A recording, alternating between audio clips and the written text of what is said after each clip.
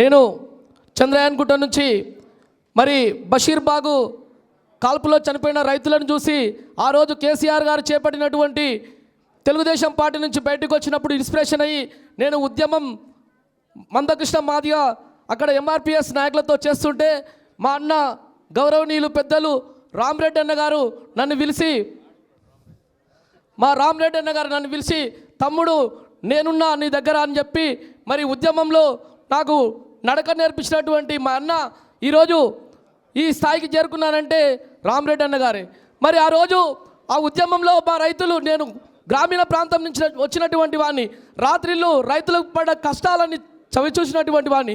అప్పుడు నేను పాట పాడిన, పల్లె పల్లెన పల్లెలుగా సే పాలమూరులోనా నా తెలంగాణలోనా అనేప్పుడు పాట పాడితే చత్రినాక పిఎస్సిఐ గారు పిలిచి, శ్రీనివాస్ నువ్వు ఉద్యమకారుడివి, నువ్వు పాట పాడిన రోజే మీ అందరూ ఇక్కడ ఓల్డ్ సిటీలో శ్రీకృష్ణ కమిటీ తెలంగాణ లేదు, రాయల్ తెలంగాణ తీసుకురావడానికి ప్రయత్నిస్తుంది, నువ్వు గట్టిగా మీ అందరూ రామరెడ్డి గారితో చేయాలంటే అప్పుడు రామరెడ్డి అన్న గారు కేసీఆర్ గారితో దగ్గరగా ఉండి మా అందరికీ తెలంగాణ వచ్చిన రోజు కూడా నేను ఢిల్లీలో ఉంటే పోచారం శ్రీనివాసరెడ్డి గోషి పట్టి పీకిండి, ఈ విమానం చిన్న ఉండే వాళ్ళ ఇంట్లో.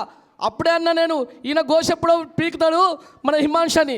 అట్లా మేము కష్టపడి ట్రైన్లో పోతుంటే ట్రైను పరిగెడుతుంది, నేను ట్రైన్ పట్టుకున్నా, గేట్లన్నీ బంద్ ఉన్నాయి, మధ్యరాత్రి అర్ధరాత్రిలో చనిపోతుంటే రూప్ సింగ్ గారు అన్నారు, తమ్మి నువ్వు చనిపోతే తెలంగాణ కోసం మరో ఉద్యమకారుడు బలిదానం అని రేపు పేపర్లు వస్తుండే తమ్మి అన్నాడు. అంటే అంత కష్టపడి కడుపు కట్టుకొని ఆ రోజు మేము తెలంగాణ కోసం కష్టపడ్డందుకు మాకు కూడా కేసీఆర్ గారు టికెట్ రామరెడ్డి అన్న ద్వారా ఇప్పించాడు. కాబట్టి మీరందరికీ అవకాశాలు వస్తాయి. తెలంగాణలో ఓల్డ్ సిటీ కూడా రాబోయే కాలంలో ఒంటరిగా నిలబడుతుంది. మనం ఓల్డ్ సిటీ నుంచి కూడా తప్పనిసరిగా కార్పొరేటర్ తెచ్చుకుంటామని మీ అందరి ముందరు సభాముఖంగా తెలియజేస్తున్నాం. జై తెలంగాణ.